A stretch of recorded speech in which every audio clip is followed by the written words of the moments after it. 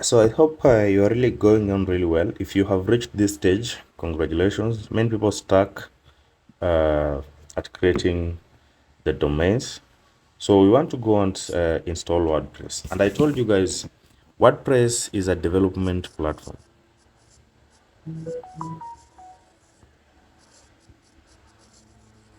Okay, this is where we're going to develop our website because it gives us the environment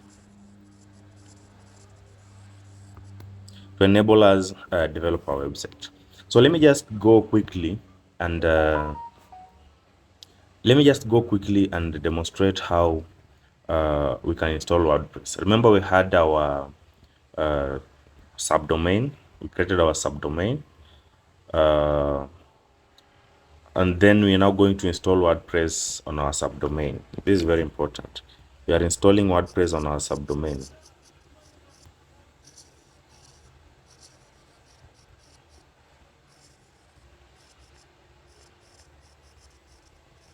So this procedure, we already handled it here.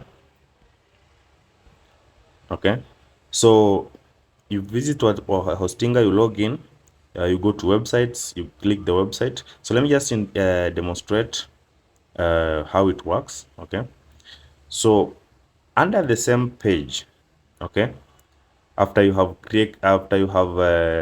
clicked the menu websites tab, okay, let me just start over so that you can see. Okay, you're going to the menu, then you're going to click websites.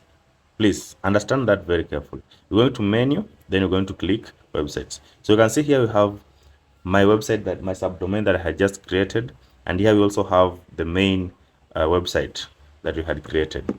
So let me go and manage, and then on the left here, okay, because I'm managing my website, okay, I want you to understand that it is a subdomain, but I'll show you there's no problem with that.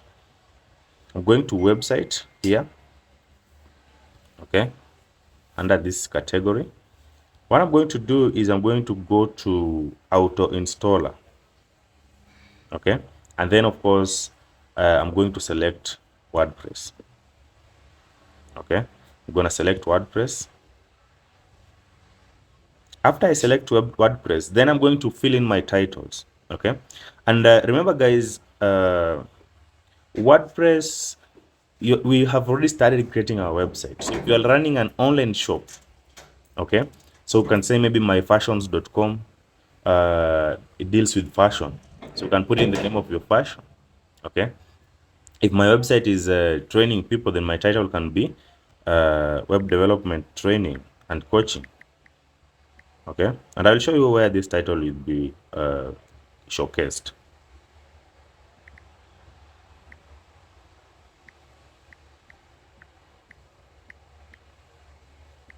Okay, now leave everything as it is, the administrator email and everything, leave everything as it is. And then of course the password, you can put any password that you remember.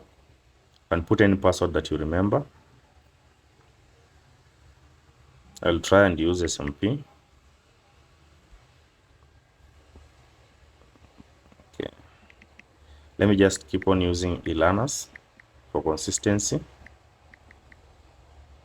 Ilanas at 123, like that. And then go to the advanced tab, please guys. This is very important. You see this installation path, you have to select the advanced tab, and I'll repeat, don't click next. Please go to the advanced tab here, and then select your website, because it's going to list a number of websites here. So select your website specifically. If you install it on the main website, it will not show. If you install it on another person's website, it's going to delete their files, right? Kindly install on the subdomain that you created. This is very important. And then after that, you don't need to put the database password, just click next and then hit install. Okay, please don't install WordPress on other people's website. Install on your subdomain, and I insist on that. Install on your subdomain. So guys, we have our WordPress installed.